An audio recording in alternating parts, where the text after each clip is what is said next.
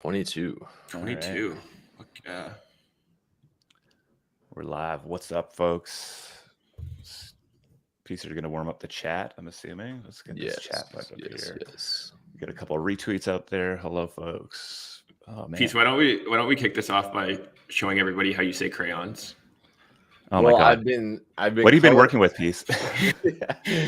So this week I've been getting into crayons and Sorry, what? They're crayons, the coloring tool, and it's nice to put things on paper, but they smell awful. And so I've got a whole mess of crayons here on my desk, and yeah.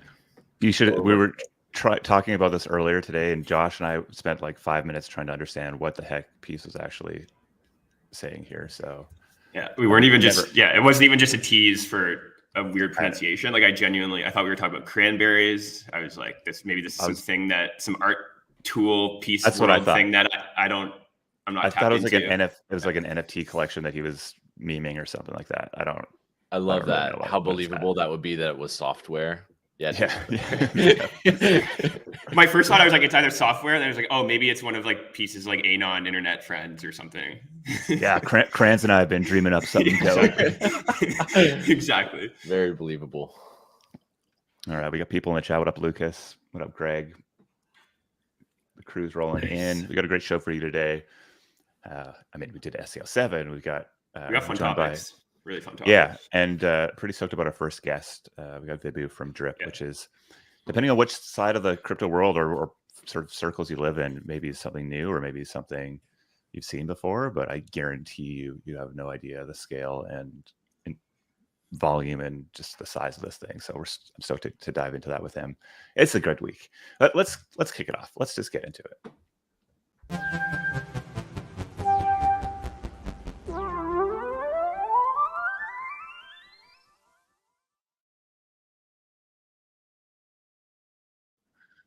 Good morning, good afternoon, good evening, good super morning for our friends over in Tokyo. Back with episode 22. I always have to check because these numbers keep getting bigger, and I'm like, how have we done this for both such short a time and such long a time? Maybe English. Yeah, 22 both. Yeah, it seems low, but long. Consistent, yeah. Yeah. Internet Explorers, every Friday, 10 a.m. Pacific time, 1 p.m. Eastern, and we bring you the weekly rundown of everything that's happened in the consumer crypto space and pull some awesome founders, people building at the edges. Of course, there's myself, Jess. We got Josh over here who's hanging out in the jungle. And then Peace note on the buttons, on the clickers, clicking buttons, downloading links. On the crayons. We're good. It was a big week. It was sick that finally got to announce XCO 7, which we'll get into. Had a scrambly morning of trying to get into an announcement post out. Got done. It's a good week. Glad to be here. Happy to be here on Friday. It's Good Friday too, so thank you for those hanging out with us on your holiday. It's a new thing, this idea of a holiday. Anyways, we have a big show today, and so I think we should just jump into it. If we could bring Vibhu up here onto stage. What up, Vibhu? How you doing, my man? Hello. Awesome. I'm good. Yeah. He's fighting a bit of a cold, so I appreciate you showing up here today. I had the opportunity to hang out with Vibhu in Austin a couple of weeks ago at the brand new summit. He was on the panel there and had a great conversation afterwards. And my whole takeaway here was that there is, I think that this entire industry is just so much bigger than any one individual, even small groups of individuals can kind of keep up on. And so I just am consistently blown away by the scale and intensity of fandom and the impact that platforms like Drip, who, if you're maybe not in the Solana world, you maybe aren't fully aware of, but the impact that it can kind of have on creators and these sort of big businesses that are being built here. So I just kind of jumped at the chance to invite Vibhu to come join us for an Internet Explorer show. And I think maybe just to kick it off, how are you describing what Drip is and maybe like the intention behind the product? Sure, yeah. So Drip is a collectibles platform, and we help creators make a living like many other creator economy focused blockchain companies. We work with many artists, musicians, influencers, projects, brands, etc. And they airdrop collectibles to their fans at a pretty big scale on Solana. What makes Drip stand out amongst the crowd is the accessibility of the product. It starts at free, and there's no tokens.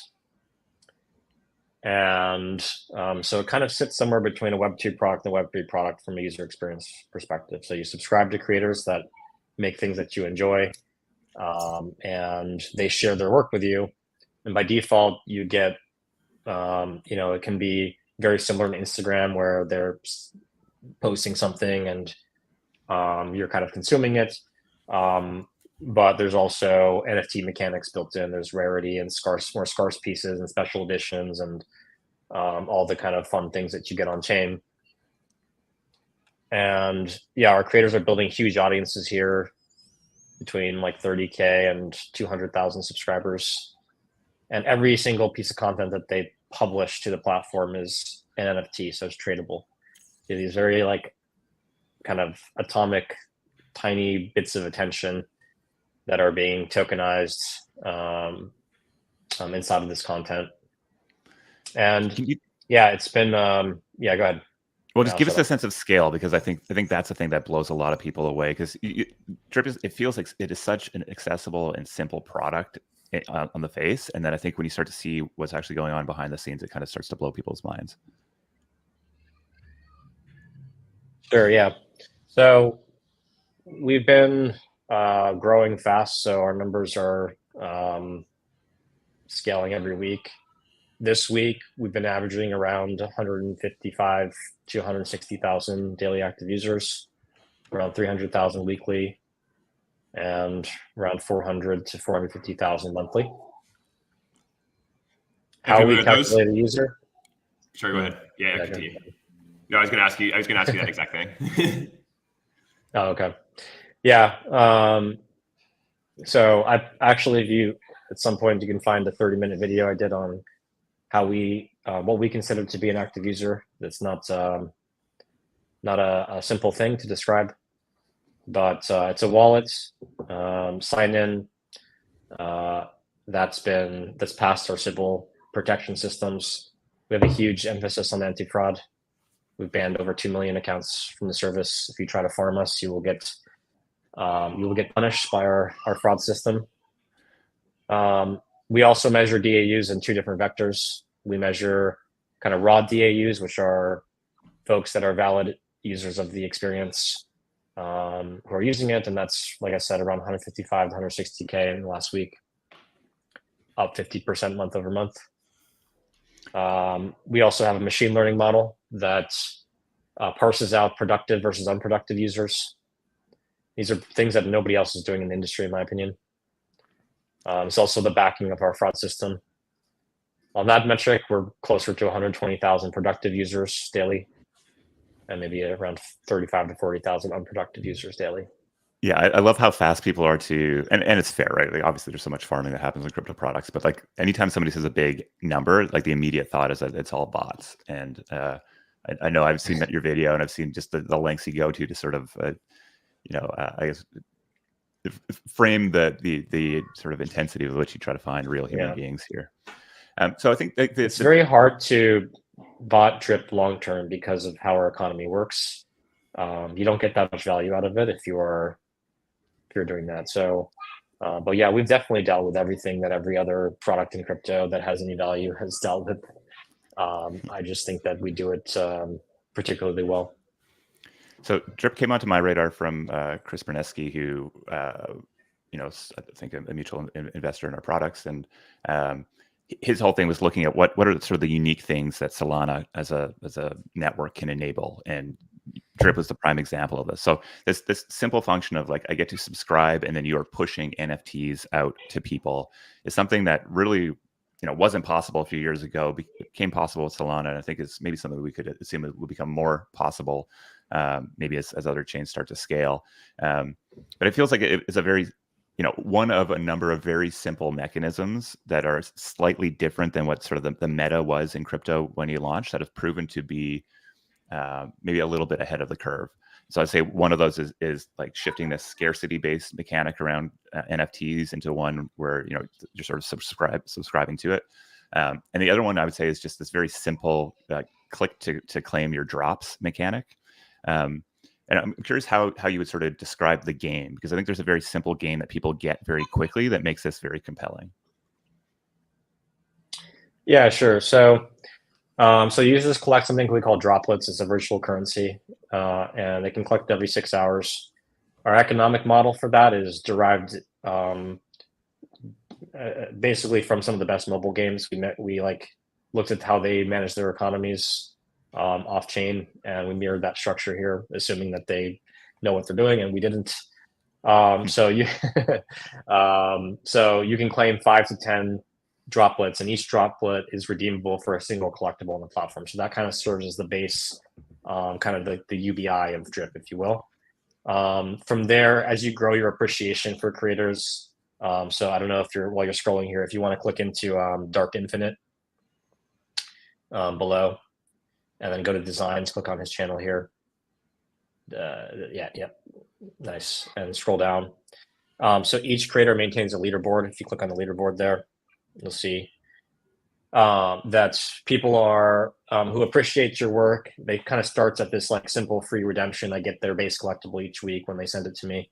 But users will quickly grow their appreciation and want to participate more and try to get rarer things from those creators. So the game of Drip is really built around leaderboards. There is scarcity. It isn't like a non-scarce product. It's scarcity in a much different context than what you typically would think about it. And so, for example, like if you go back to the drops page here for designs, then you scroll down, you see this red frame here is actually a 1 of 1. It has a supply of 1, but it's within a set of tens of thousands of collectibles that have been distributed. And so the scarcity model works more like Pokemon in a way where people who like get into Pokemon, they don't go first buy the PSA 10 first edition Charizard. Like that's not their first entry. They buy a pack or they get a box, and they get that delight of seeing what they have, going to check the value. And then over time, if they love that experience, they'll start to spend more. They'll buy more premium boxes. They'll buy legacy collectibles from Pokemon. Drip basically duplicated that model for NFTs. And it's really a game changer, because I actually think that NFTs are going to change the world. I really think that there's a lot here. I find myself in everyday life like craving for like non-NFT things to be NFTs. Like this morning, I was trying to transfer ownership of a Google Doc to somebody. I'm like, why can't I just like send them the Google Doc so I don't have to like go through some weird tool, right? But the question to me is that the Gen 1 model we had was basically built for whales. You had to come in with a big budget and start spending to access it. Here, it starts the way everything on the internet that we know started, which is free. Can you talk a bit about how Drip fits into your creators' stack? Like, is this their kind of top of funnel, kind of broad distribution place, and then I'm assuming you're still listening, and then they go somewhere else. I'm listening, yeah. To kind of, I don't know, nurture a more close-knit community, or do they do 1 of 1 drop somewhere else, or are they just entirely playing like Drip is their audience kind of community management platform? Sorry, I wanted to show off these are all physicals that you're looking at here. These are painted with kitchen knives and utensils. So this is a Designs by Chance physical, and it's painted with forks and knives, and it's just it doesn't look so good on camera, but it's a beautiful, beautiful piece in person. And yeah, if you win his ultimates here, those 1 of 1s, he'll send you the physicals for these. Okay, I'm not gonna lie, I was listening, but I forgot the question. Can you no worries. No, I was just curious how Drip fits into the creators' like audience kind of community management stack. Like, is it their one-stop destination to grow and manage kind of the close-knit community, or are they using this as a place they go play games with their audience, but they also are using kind of a series of other things? It depends on the creator. What happens most often is that a creator will start with thinking that it's a companion to other things that they're doing. And then like 2 or 3 weeks in, they switch to becoming a full-on drip maxi.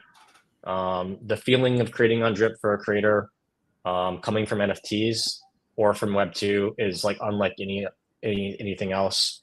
They're no longer like worried about who's going to claim it or like how they should price their work, all those kind of things. The only problem with drip right now is that the social layer is pretty much entirely missing.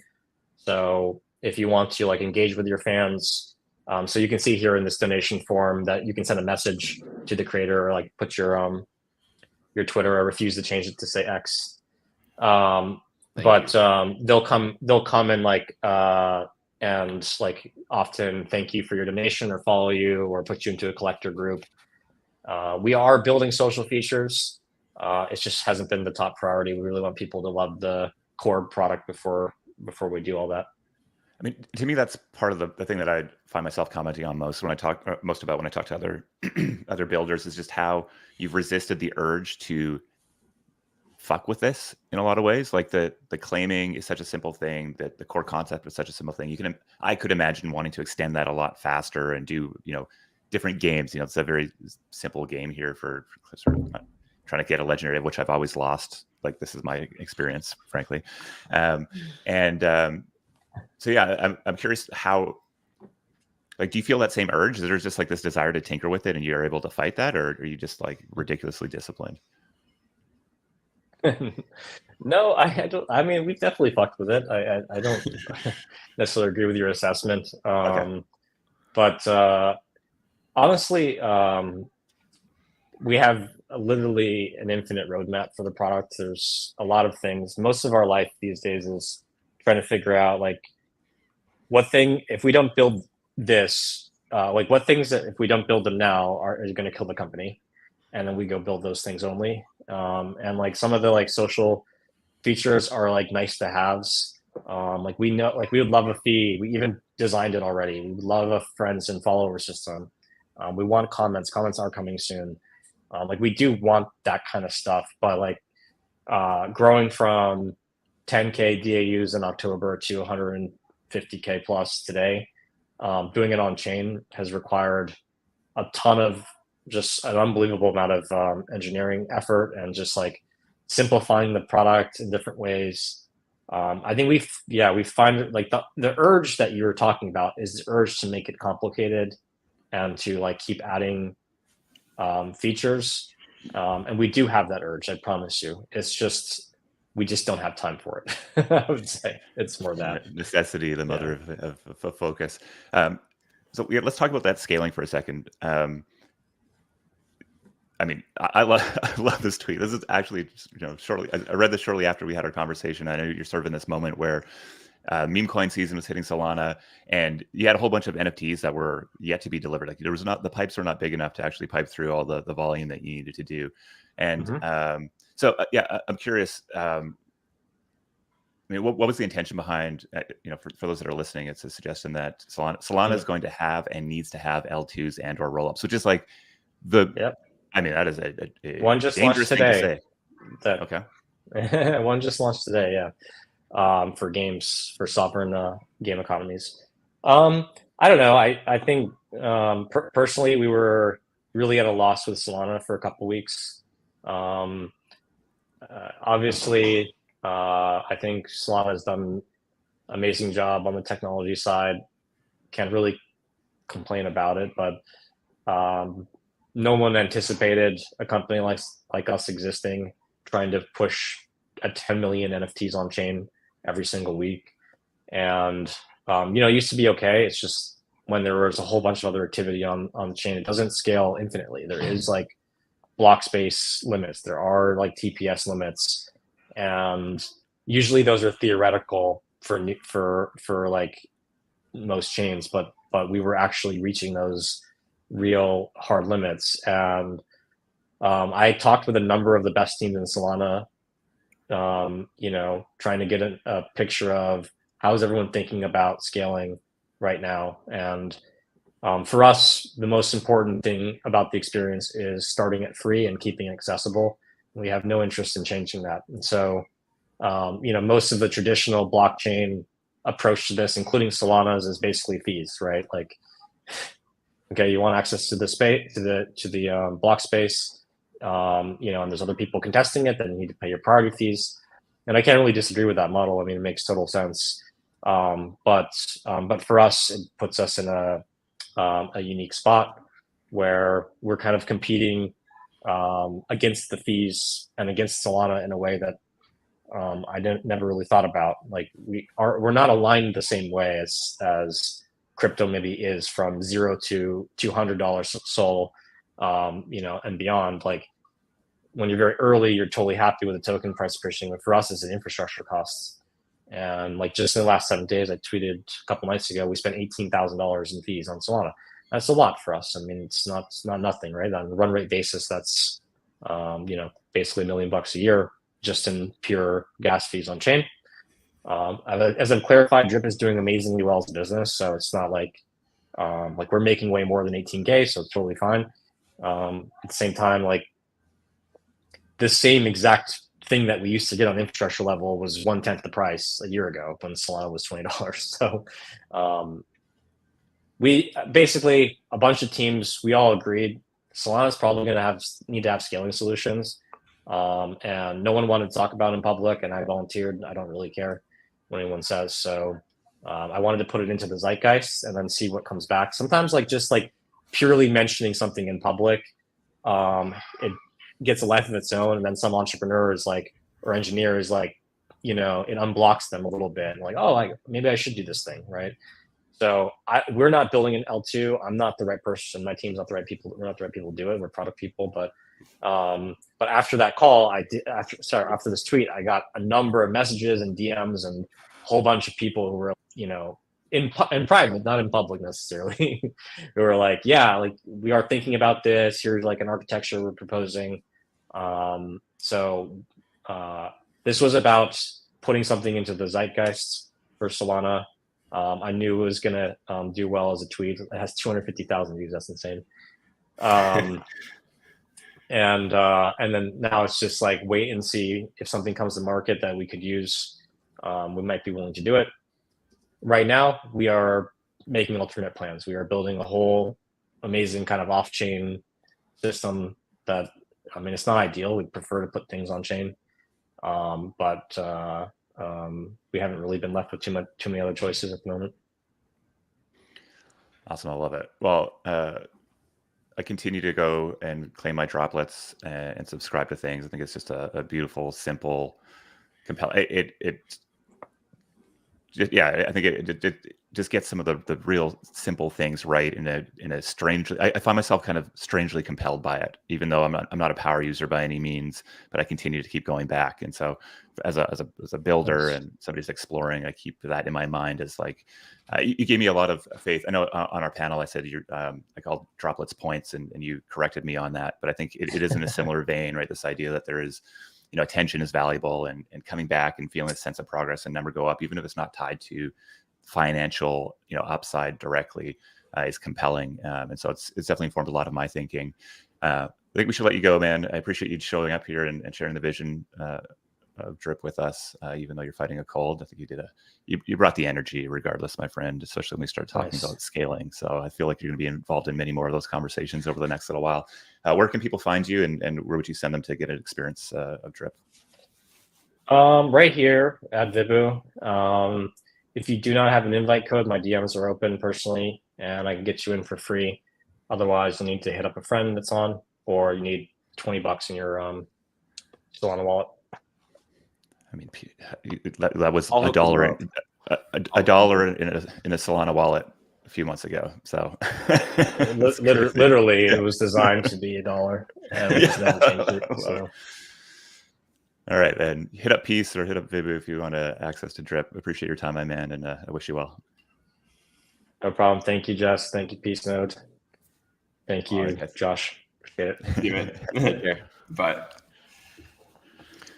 Oh yeah, products with users. I think Josh, as you know, I was reading the edit for the topic we're going to get into next. I think this sort of like theme of it's almost like these sort of two worlds that we live in. One is the world where we're with builders who are clearly building things that are ready, if not very, very close to ready for mainstream audiences to come and use crypto. And then you have like this other world of investors and maybe, you know, other crypto users who are still sitting here saying, "Oh man, we're not quite ready yet. We need more infrastructure." And it was sort of like that. I don't know. It felt weird that we had to sort of say that again, but I think that is still where so many people's brains are. And maybe we're just, you know, a couple steps into the future. And I think, you know, you did a wonderful job in sort of highlighting this next batch that we have, which I think we can chat about. You know, every couple times a year, we get a chance to like go into the future with, you know, hundreds of teams that are sending their ideas, applying through Seed Club, and you know, sharing the visions they've casted forward into the future. And you kind of get to form a big thesis that kind of comes out of that. It's sort of, I guess, added to our current thesis. And I mean, I'm beyond stoked for this batch that we have. So yeah, it's gonna be a good one. Yeah, I think really the exciting thing on the infrastructure side is like how far you can now run before it actually becomes a problem. And that distance is just getting further and further, right? Like they have hundreds of thousands of users and are trying to distribute 10 million NFTs a week. Like they have fit, they have a great business, and now they're bumping up on the limits and figuring out ways to, you know, temporarily kind of sidestep those restrictions while stuff gets built. But I think for the early stages that we're playing at, like there's so much room to run before that becomes a problem now, which is the big thing. Yeah, well, and there's products you can go and like you can literally send to a friend who doesn't know crypto and can actually start to use it right now. And I think what's fun is that it feels like, I think my big concern around a lot of the abstraction stuff that we've sort of seen in the past, it felt like we were really trying to remove the crypto from the crypto projects. And right now it just feels like we've gotten out of the way in a big way of people actually experiencing what crypto can actually be used for. So anyways, I'll throw to you. SEO7, we announced our batch yesterday. We announced it yesterday. You know, been a long time coming. I think every time we do run one of these, you know, selection processes, I'm reminded at how long it often takes to wrap it up. So exciting that we can finally announce it. It actually kicks off Monday, so we'll have lots of, you know, field notes and reportings from in cohort coming soon. But yeah, we ended up, you know, selecting 8 teams that are building category defining consumer crypto projects to join our program. So I think what's exciting, I think, is how well we've kind of covered the gamut of all the like exciting emerging areas of opportunity in consumer crypto. Like we have people building, you know, headless marketplaces and headed marketplaces, and building on top of meme coins, and building, you know, consumer AI agents, and building on top of decentralized social, and exploring the next evolution of DAOs, and all these things all these like areas of kind of bubbling excitement. You know, we have teams experimenting on top, building on top. So I think that's one thing that's really exciting. So definitely worth reading the post. I think highlighted some of our. Do you mind if I play us in here? We got play us in, please. Let's go. Oh yeah.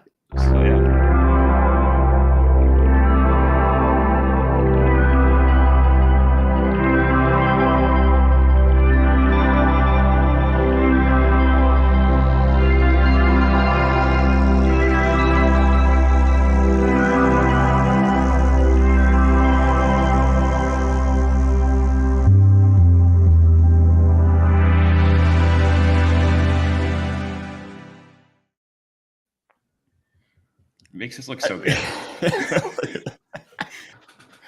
Yeah, so Jess, maybe I think like, so in the post, it breaks down all the teams we've accepted. And I think over the next, we're going to try to bring at least a founder on Internet Explorers each week. So we'll get lots of opportunity to go deep with each team. I think maybe the thing to talk about here is really like our emphasis and focus on category defining. And maybe I'll throw it to you to kind of talk about why that was our focus during selection, and, you know, even in the framing of this accelerator, like we really kind of zeroed in on that of being a very important kind of filter for us to choose teams through. Yeah, I mean, I think there's sort of two thoughts there. One, I think there's still this disbelief in this category as a whole, and I think the way that we kind of prove this as a reality is by teams building products that can start to show a sense of scale and intensity and momentum. And so I think, you know, we see these emerging categories in consumer, just such a broad category to start with. And so, you know, there's sort of like this getting excited about the world that these people are building towards and seeing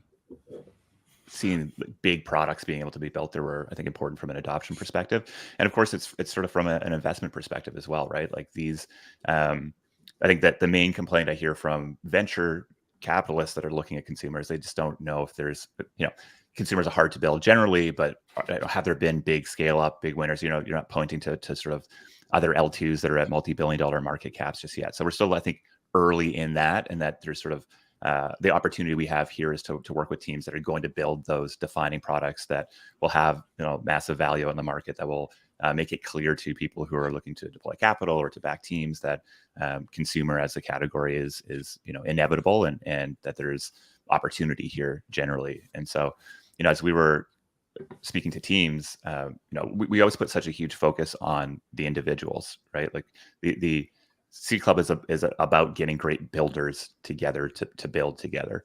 And so we have a very high bar in our minds, at least, around the curation of who these people are. And so I think first and foremost, all of these founders are just exceptional individuals. They've come from various different backgrounds. Many have worked in some of the world's biggest companies, worked on previous startups, have been building products that you know and love already, and have sort of caught a glimmer of what a potential future might be, and have decided to sort of dedicate their heartbeats towards running at that.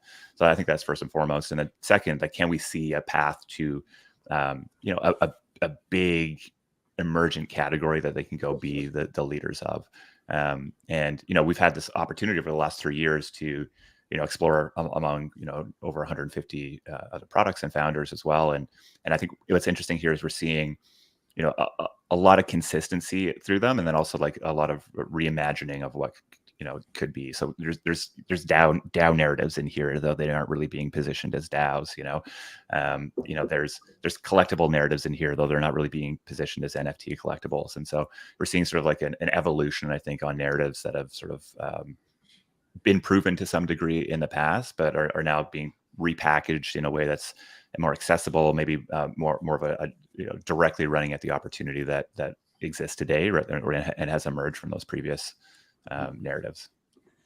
Yeah, I think there's this concept of there being kind of like a golden period of startup building too. I think is very real. Like when you look back to the big winners of Web 2 and the big category defining consumer products of Web 2, they all kind of came out of this 5-year period where suddenly the tech was good enough, the consumers were there, they wanted more, and those people were the ones to serve it. Once they get big and they're well capitalized and the network effects kick in, it's very hard to unseat them. And I think, I don't know, we just really feel like that's kind of the next few years in crypto. 100%. It's there's no doubt in my mind. And I had a wonderful conversation end of last year with Fred Wilson from USV, talking about consumer as a category. Actually, it was the beginning of last year when we were sort of making this sort of evolution in Seed Club, and he shared with me just like the similarities, at least to the founding of USV. They had come through this period of rapid speculation on infrastructure at the end of the 90s and into the early 2000s, and his very smooth brain in a wonderful way take was, oh, there's all this infrastructure, so obviously people are going to build stuff on top of it. And I think we're either in that right now or about to be in that right now with crypto. And when you see very talented builders who are like, listen, I got the tools, we're going to be able to go build something here, just let me run, pretty hard to ignore. 100%. Yeah, so recommend following all these people and their projects. They're we looked at 300 plus, interviewed 50 plus, chose these ones as the most exciting ones that we could find and work with. So definitely recommend following along. They're pushing at the edges of what's possible in consumer crypto right now. Yeah, I'm stoked for y'all to get to meet these people over the next couple of weeks. And then of course, I know we haven't even begun talking about it, but we are rather quickly, only 3 months away from approaching our demo day, the event, whatever the hell we end up calling it this time. We're going to throw a party. I mean, we've leveled up every single time, and it honestly gives me anxiety to think about what we're going to go do next time. But yeah, I'm excited. Yeah, we're aiming at filling a stadium one day, so we'll see. We'll see what step we take here. The other thing I was thinking about today was just how weird it is that we do this type of announcement post. Like nobody else does that, right? You don't go, like YC doesn't go and like announce and hype up and get excited about the companies that come into it, right? It's all about that demo day. And I think it sort of speaks to the kind of the different world that we're building here. If you're building something people want to be a part of, these people are an absolute essential part of that. They need to be able to, galvanize interest and support, rally the community. And so I think it just sort of, as I was sitting in the Ferry lineup last night, being like, yeah, this is different, and yet it feels very natural. It's like the most obvious things. And the same with demo day, right? It's not just investors that get to come to demo day. This is a party and an opportunity to introduce thousands of people to these awesome products that people are building. So that's it. Game on. Let's go. All right, nice. Let's jump to the token is the product. What? I just realized. I'm sorry. I gotta go mint. I gotta mint. What are we minting? We're minting little darlings. I've got. Do you think it's gonna mint out pretty quick? Well, I've got. Excuse me. I have some ugly bitches, so I'm allow listed. These artists from the team that brought you Ugly Bitches, Ann Hirsch, Maya Man, Go Libra, and Real Men Online. Really amazing. But yeah, I have to collect this. And this is perfect. No, it's great. That's what we want on the show. They look a lot or remind me a lot of your like Test Flight Club characters, or these characters that you've been totally. It's so fun. I mean, I feel like we're gonna see a lot more of that with AI, right? Like we're bumping up against some of the same aesthetic things. It's so funny just to see what comes out. Okay, let's grab a pair of these little darlings because. Okay, I can't wait to see what you pull. I'm gonna start introducing this next one. But Please do. Let me know when you have something sick. Cheryl's in the chat being like, "This is not an ad. We have no exposure to this. We just show things we like." That's true. Okay. I just think these people are cool. Okay, cool. So yeah, really liked this post by Mark Balin, who I think he's at Boost VC. I don't know, doing something interesting before. Where he describes why the token is the product in crypto. So he thinks that for anyone trying to build a valuable company in crypto, your first and primary goal should be to attract permanent attention and liquidity to your token. So he kind of goes on to talk about how the increased efficiency and fairness ultimately that blockchains offer by being open and interoperable also just makes building sustainable moats much harder, and the network effects that can be created around a valuable token with an attractive narrative can attract, or just a critical defense against this. And what did you get? This is that sir, what did we get? Sir, yes, sir type shit. Is that yours? Yeah, that's nice. Oh, it's mine. That's right. That's nice. But yeah, I think so. So I guess like very much agree with the token is the product. Like we've talked about that and felt that for a long time. He also thinks that on a not long enough. Okay, please, I gotta keep looking back. Sorry, yo, I'm skinny boy. Looking forward to becoming big boy. Come through my profile if you're able to support. That's right. I think I need that. Yeah. Oh my goodness. Okay, so sorry. We're back in. No, I love it. I wish I wasn't talking about this and could just fully lean into your minting. But goodness. Beautiful man. You mogged us, bro. So big. I gotta mint some of these as full as we get on. Mint me one. My dad. In front of the White House. Public opens soon. I've minted my max allocation, so okay, fine. Yes. I'll get one in public. So yeah, he talks about how he thinks on a long enough time horizon, any successful crypto product which doesn't actually launch a token will eventually have their margins competed away, or will get beaten, by competitors that do launch a token. Kind of gave actually an interesting example of airlines to show how this dynamic is already kind of playing out in the real world, where airlines are notoriously just hyper competitive, low margin markets, and airlines actually make the majority of their money on their loyalty programs. And the Delta points, for example, is that's the product as much as the Delta flights is the product, right? And the successful airlines all have wildly successful loyalty programs, and the ones that don't end up being low cost, kind of shitty carriers that are just running horrible businesses. So anyways, kind of goes on to talk about this kind of the importance of the attention, token value, useful product feedback loop, and how just nurturing that ultimately is kind of the core focus of crypto projects. I love the airline loyalty point example because I think it makes it tangible, but I also think it underrepresents the opportunity here significantly. Oh, of course, right? yeah. Because I think the other example I found myself using is like, what is the goodwill on the balance sheet of Coca-Cola? And like what happens with that good, it's billions of dollars, the brand value. And like what if that is, public and tradable on a global network, right? And liquid. And so yeah, I think it's funny as we start to, maybe this is part of this over intellectualization of meme coins and tokens in general, but I think an important sort of thing to start to wrap our heads around as you can. Yeah, I mean, we're talking today as degen as I think it broached a $1 billion market cap yesterday, right? And like there's I think far more than just mimetic value at play there with some of the tech they're rolling out, et cetera. Obviously, we're going to talk about that in a second here. So, but yeah, the token as the product, I think makes a lot of people uneasy about it. I also think it's in large part because we have such an engineering and tech dominated culture in crypto. And, as big believers that crypto is as much a social phenomenon as it is a technological phenomenon, I think it's very natural for us to sort of see this, but it's still, I think, something a lot of people are starting to wrap their heads around. But they are beginning to do it. We had Anthony was from our venture team was in London at a big institutional conference, and 40% of the conversations he said he estimated were about meme coins.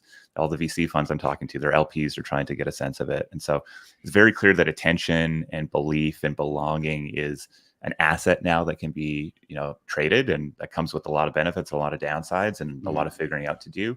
But I think, yeah, as builders, if you're sort of in this world where there's this sort of uncertainty and debate, and it can make you maybe doubt some of the intuitions you have. And I think Mark has done a good job of really clearly landing an idea here that I think we very much agree with. Yeah, I think even just the like simplicity of realizing that you need to think about your token as a product. Like it is a product that needs to have a product experience. Like holding your token needs to feel good. Having good narratives around it makes it feel better to hold. Like that is, you can kind of just, it's very smooth, but it's the truth. I think most founders understand that. I think it's sort of like the context and the debate and like the discussion around the outside that actually can make what is a very simple concept or idea a little bit more complicated to execute on. Yeah, totally. It also reminded me of the kind of meme utility spectrum post I wrote, which was over a year ago, which is insane that that's been a year, but also we've been talking about memes for that long.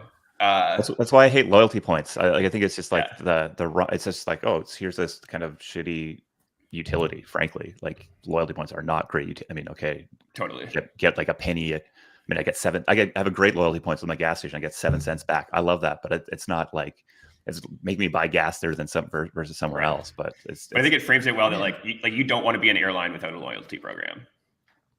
Yeah, it's so interesting. Like I feel like the dissonance comes from maybe just earlier cycles where there was like when I hear Coinbase's lore, there's like a lot of tellings about like, don't focus on the charts. We're here to build an infrastructure. And that is such a sick ethos. But so I think when people hear meme tokens and they hear focus on the token, they think chart. But I really like this reframing because it's not about the chart. It is about focusing on it as a product and building out that experience. And you can't just only say that's about price. It is about more.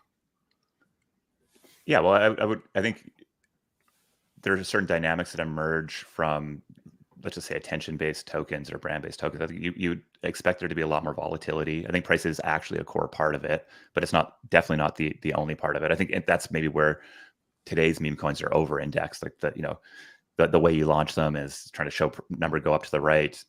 Some drops are good for people to acquire, et cetera. But if it is, I mean, we're going to talk maybe a little bit more about meme stocks, et cetera, and the dynamics that emerge there. But I think even just sort of zooming out and stepping back and just trying to get a sense of how these things are being valued, what building a great token product is.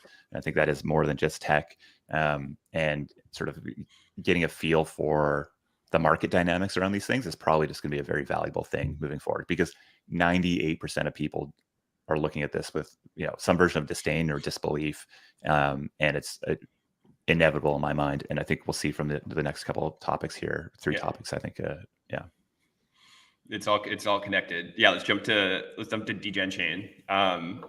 I love this one so much. So Degen, the scene coin of Farcaster. I'm just gonna start using it. Hell yeah, people are using it, Josh. People are using it. So they're taking it as their own already, which is a great sign. That's great. Yes, they announced the details and I think launch of their L3 yesterday. So unsurprisingly, the market loved it. I think Degen was up like 80% on the day. It crossed a billion FDV after already I think a week of a lot of price growth. So anyways, interesting to see that L3s are getting a good market narrative. I guess maybe first for some details. So the L3s, and I don't have enough understanding to know if this is weird or not. It seems weird to me that the L3 it's built on Arbitrum Orbit, settles on Base, but then uses Arbitrum's AnyTrust for data availability. I'm really interested to kind of understand the thinking behind that. I think the most interesting piece about the details, obviously, is that the chain is using Degen as the native gas token. So I don't know. I think generally this is just very, very sick as Degen, continues to aggregate the attention of more and more the Farcaster scene. We've just seen this growing interest in projects wanting to tap into it, right? We saw Dracula, Pearl, Bracket Game, I think a number of other projects that are planning on integrating it, both because it's just a very smart go-to-market, but it also is just giving them the benefits of having their own token without having to deal with all of that complexity. So, as you see this Degen app ecosystem emerging, that comes with the opportunity to further own the stack that it exists on, right? And now projects wanting to tap into Degen, the Degen mindshare can launch their project on Degen chain. And go ahead.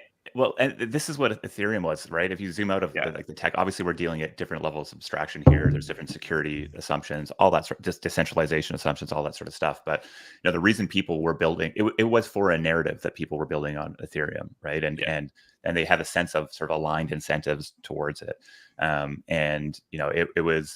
It was about the tech, but it was really about this idea of a world computer, about a decentralized, it's going to exist for forever as long as there's somebody running a node or mining or now running a node. And so I think there's just a lot of similarities between that early narrative formation and use and growth, and now we're just seeing it at a different level of the stack. And I think this sort of like it's tapping into this similar belief. Let's build something people want to be a part of, and maybe doing it in an even more direct way, right? Where it isn't about the tech with the L3. I mean, they definitely show the stack they're using there, but the reason people are building on Degen is because there are people who want to go click buttons and mint stuff and speculate, and there's a scene there to tap into. And I think that's why that's such a great term to use. Totally. Yeah, and I think ultimately the biggest outcome from this really is the improved narrative, right? Like I think the ecosystem emerging will be this longer term thing. Excited to see how that evolves. But in this mindset that the token's the product, now this token isn't only capturing the attention and culture value of the scene, but it's also a gas token on a chain that people want to build on. Like, that feels better. Yeah, and I think that is. I mean, Reagan from Lattice has had a wonderful few tweet threads. I mean, he's been on a roll with his tweet threads over the last little while, and talking kind of about the importance of leaning into narratives, and Charlie Munger talks about building on waves, and I think in crypto we just have like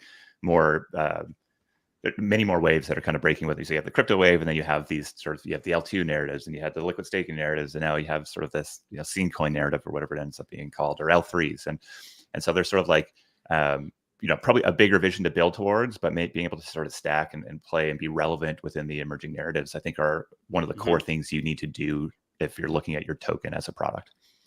Yeah, it's just attention, token price, valuable product, flywheel, right? Token price goes up, they're holding a bunch of it, ecosystem grants, whatever you want to go do with that, which is going to get more attention, grow the ecosystem, get more people building on it, more gas fees, more demand. It's just they're running the playbook here. So anyways, I'm excited to see. I think there's a whole this is the start of a new playbook for scene coins. It's coming, baby. We've been seeing this coming for a while, been working diligently behind the scenes. It's been awesome to see Syndicate sort of build a lot of the tools that are going to enable this sort of stuff. More to come here. Super cool. This is my favorite. This is my favorite news. This is on the daily This was on the New York Times, one of the top podcast apps out there, talking about the just baffling trend of Truth Social. Get into it, Jess. Get into it. So I guess 2 days ago, Truth Social, which is probably best known as like the free speech platform, but more so known as the Donald Trump's alternative to Twitter. I'll use Twitter as well here. I find myself using X more than I would have thought, though. But really, Twitter, yeah, it's concerning to me. It's never come out of my mouth yet. Well, I admire you. But so basically, the stock has pumped like multi-billion-dollar valuation. I don't know if you want to maybe bring up the stock. I think it's at a $8 billion valuation. Yeah, and so this is a company that made it made $3 million in revenue, has 10 million users. Like the fundamentals make zero sense here, but what this has captured is basically the sort of the MAGA or the believers in Trump, the believers in free speech. There's sort of this like, it is a meme coin that is trading on the stock market. So a meme stock is the appropriate way to sort of frame this. It came public through a SPAC, which is a shell company that kind of has acquired stuff. Beautiful. So yeah, it's like, and it's just been fascinating for me to listen to the commentary around it, because it's both like something that can't be ignored, right? Because price is going up. And also something that completely defies the realities of the markets in many ways, or at least that's what people say. But I think we are seeing many more stocks being priced as memes. I think Tesla was clearly a meme. The whole pandemic era had a lot of mimetic type of attributes to the growth of these stocks. It was not fundamental based. And so I'm seeing people sort of start to struggle with this idea that maybe fundamental analysis isn't the the discounted cash flows isn't the only way to measure these things. And also I think they're going to have to just grapple with like the difference that in the way that these stocks trade, right? Like this is probably going to trade much more aligned with Donald Trump's popularity and success in the elections than it is going to trade against their ability to go build a big business, which means there's probably going to be a lot more volatility. There's maybe a lot more long-term uncertainty. But this is clearly a stock that captures this idea of build something people want to be a part of. There is a rabid fan base for Donald Trump out there, whether you like it or not. It is true. And, I think we've seen the MAGA crypto token, Solana token actually dump as this has pumped. And so there's sort of like, really?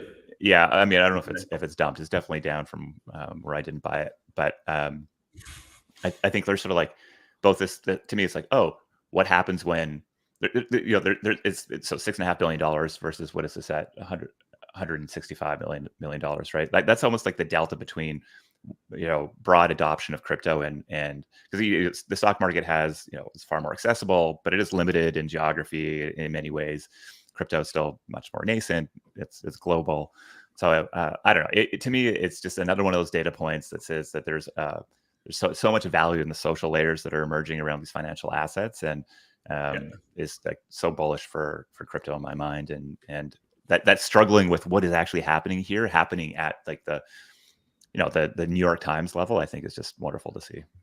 Yeah, it's great. Yeah, I was looking through all the like analyst commentary too, and it's so funny. I think one that I pulled out was one analyst is trying to paint a bearish outlook on the stock, obviously comparing it to the business opportunity of the social platform. And he said, the maximum addressable market for Truth Social is only about 75 million people who like Trump. And I was like, 75 million people who really fucking love Trump and are already on board on the stock market? Like that, that makes our little meme coin seem like absolutely nothing. Like this thing's going to go insane. Yeah. I think the takeaway from the financial analyst on the daily was, I think this is probably going to keep going up until the election at the very least. And I was like, that's probably the only commentary I would agree with there. It's going to be a measure of attention, and it's already broken into the broader consciousness. So at a scale, he uses his initials as the ticker too. Like this is a meme coin. Yeah, it's ready to go. I'm like, oh man, it's so hard for me to onboard into Quest Trade to actually go buy this sort of thing. I'm just going to let it run. But do we have volume numbers here? Like how much is actually trading here? 17.5 million. So it's still actually fairly small volume relative to, I think that's probably around the same volume that DGen was trading at yesterday. So interesting, very interesting. Is that true? That's awesome. I think so. 24 hours. $32 million in volume. So it's a tiny fraction of the volume that's come through to the crypto. Not a tiny fraction, a fraction of it. Cool. No, Well, cool. let's talk about SofaMon, because this was just so smart. Yeah, this is it did so good. I can't believe DGen has twice the volume as the Trump stock, though. That's like global permissionless market. Like it should, there's 300 million people in the United States, and some additional people are going to get it through other sort of pathways, but it's definitely not a global market in the way that DGen is, or that crypto is. Right. That's why I think like we are having it's very hard for us to grok the scale that these things can kind of get to. That's why I'm just 100%. so bullish on everything. We're still so early. Yes, we're still early, and the scale here potential is massive. And Truth Social is actually a good example of like what happens when you have, I don't know how many people own that stock, but it's definitely not 75 million people yet, and that's a massive audience to tap into. Just wait till he starts talking about it and all his rallies and stuff. Not financial advice. No. Hate the man, but interesting. Because I love how you're just flexing that DGen buy right now. Look at that. Yeah, it feels so good. It wasn't for a ton of money, but we did it on the stream, so it feels great just to see buys on the stream and charts like this. Started from the bottom, now we're here. Yeah. Our quant wallet's in a good spot. It's in a good spot. Yeah, big time. Yeah, let's talk about SofaMon. So SofaMon came through SEO 6, and it's been just sick watching their evolution. So when they applied to SEO 6, and until about actually halfway through SEO 6, they were building this browser companion. So same character, but it would live in like the bottom corner of your screen and would just make it more enjoyable to interact on chain. Like you could see prices through it. You could, I think if you did a transaction, it would react. But I think what got that into some beta users' hands, what they really saw is that what people actually wanted to do with it was kind of socialize through it and express emotion through it more than they wanted it to be like a portal to the on-chain world. So they quickly kind of took that learning. I think also saw, all the activity that was happening on FriendTech at the time, and kind of like reformulated their vision around, using this character that clearly had emotional resonance and, creating this tradable sticker world. So they're, big fans of streetwear, have been deep in kind of Chinese sticker culture, and, obviously deep crypto guys, and kind of package that all up into this really wild tradable Telegram sticker product where, they're doing drops, the items that you can actually dress your character up are on a bonding curve. Anytime you buy something and dress your character up, you can sync it with the Telegram sticker pack. So actually, flex and socialize and do stuff around them in Telegram in this social context that, crypto largely already exists in. So they've launched 2 collections to date, both I think back-to-back days this week, maybe Wednesday, Thursday, and both have gone pretty crazy since launch. So it's just such a nice product. So impressed by the way they brought it into market and really how they've kind of taken this vision that we talked about, I don't know, maybe 6 months ago and delivered on it. Yeah. And again, for builders out there looking at some of the product decisions they made around the bonding curve, around like when you dress your character, you can see how much your character is worth, which is, the numbers are insane right now. I think like my character is like a 4.5 ETH value on it from just the gear that it's wearing, which is like what, and sort of like the importance of that experience in getting, a lot of people excited, a lot of people telling their friends, a lot of people joining, they've sort of made it very easy for you to bring that character into Telegram. If you think about the idea of in an ideal world, you sort of have tokens that are owned by a few, but can be experienced by billions, ideally. And so the stickers are actually a social context that really enables that. And yeah, Jackie and team are being very strategic and tactical about how they're rolling this out in a way, which we saw throughout the cohort, but in a way that I think actually blew my mind, frankly, on the launch. And so I'm excited about what they have a big roadmap planned. They're hitting it. They're a hustling team. Watching closely and participating. Yeah. They play with the product. I think they've been looking for great artists who want to create wearables to work with. So if you're one of those, hit that team up there. I don't know what their collection plan is coming up, but I'm sure it's going to be interesting. It'll be a good product to have your stuff on. Okay, cool. Got time for maybe one lightning round. Pete, can you go to the ball Ball is fun. What is it? This one.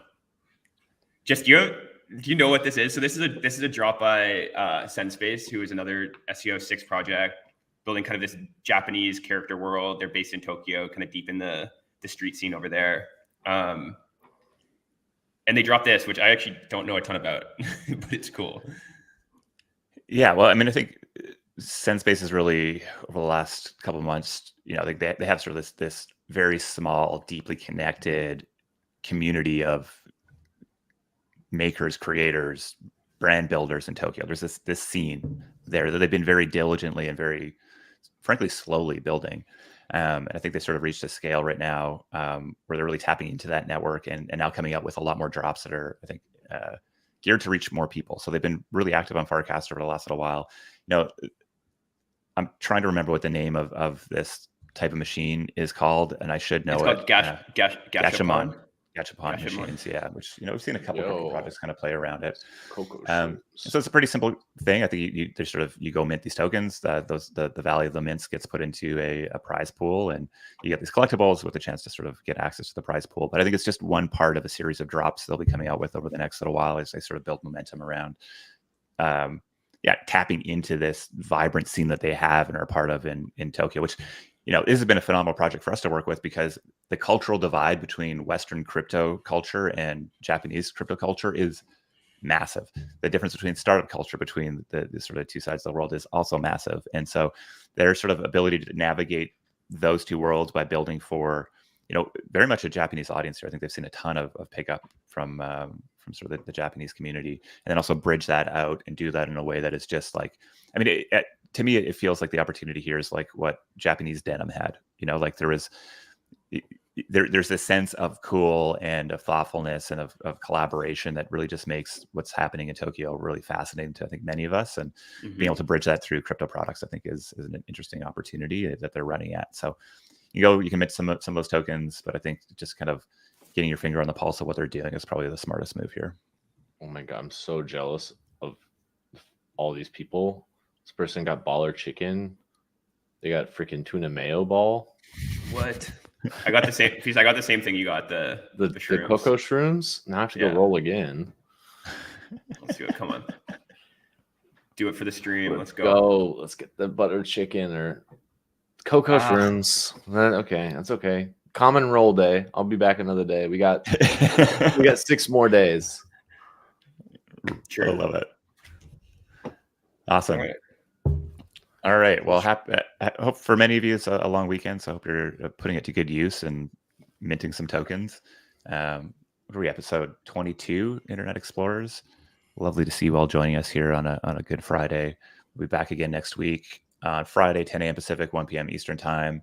We're kicking off SEO 7 next week. So we're going to do our best to bring people into that world as we're building. There's so many products that are about to launch or that are out in the world that you can actually use and click around on right now. I think we had Bracket the Game on last week, it's going to be a big weekend for them. So go check that out if you haven't already. Bracket.game. And they got a nice DGen grant. So the prize pool is juicy. Yeah, 10 million DGen grant, I think, that's getting added into the prize pool. I don't know is that public? I think that's public. Are we leaking alpha? No, I think that's alpha. Public. Okay, maybe it's alpha. I don't know. Bracket.game. Go play. Josh, there's going to be a world here where we're not going to have enough space on that left sidebar, just purely because of all the cool things. I already I had way more, and right before this, I was like, oh shit, this is not going to work. Also, like you put a paragraph at the end of that intro post around SEO 7 announcement. SEO 6 teams, we talked about Sofamon, but they're killing it right now. They're killing it. Pull it up for a sec, please. The bottom of our post. We still have people hanging out. Yeah, the bottom of our announcement post.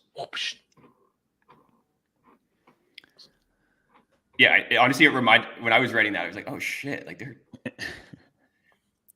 Yeah, so interface just keeps getting better, and the more on-chain activity there is, just the sicker that product gets. It is the only thing that I've given notifications to on my phone is interface. 100%. It's a required usage product during this bull market. Finny released this really cute messaging product that we actually covered with Sam this week, and they have big plans for it. Basically, like you and whoever you're talking to kind of co-raise this little Finny character through your conversation and answering questions that they prompt you with, and very fun. I was looking at the Pods Dune chart, which I linked to there. They just keep bringing podcasts on chain. Lots of very, financially sustainable podcasts using their mints.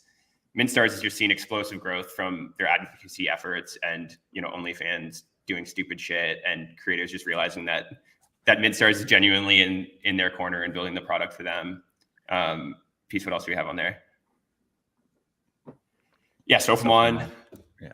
Slow Rodeo actually just released their new site and announced their first kind of flagship venture this week, which is a racket club and apparel brand that's going to be dope. Just insane brand builders and clothing builders. So yeah, and then I think go back because we continue to work with. Well, you talked about SenseSpace. Revel is man, those guys are just such deep product builders, and I'm excited to see sort of the evolution of that. The world's largest is the one that I think is. When Patrick goes into quiet mode and starts building, you're like, what's going on? I don't know. And then I think Steph shared a great update on a lovely teaser update on Twitter recently. Just obviously it was way ahead of the curve around sort of this on-chain media explosion that's happening. And so super excited to see what she's working on as well. So the crew keeps building. And of course, we're not even talking about the SEO5. I mean, there's just everybody's still out there. The energy's back. People are getting a ton of traction on stuff. And so crypto's consumer moment. It's here. Let's go. Awesome. All right, y'all. Thanks for hanging out with us today. Stoked to see you again next week, and have fun on the internet until then. Ciao.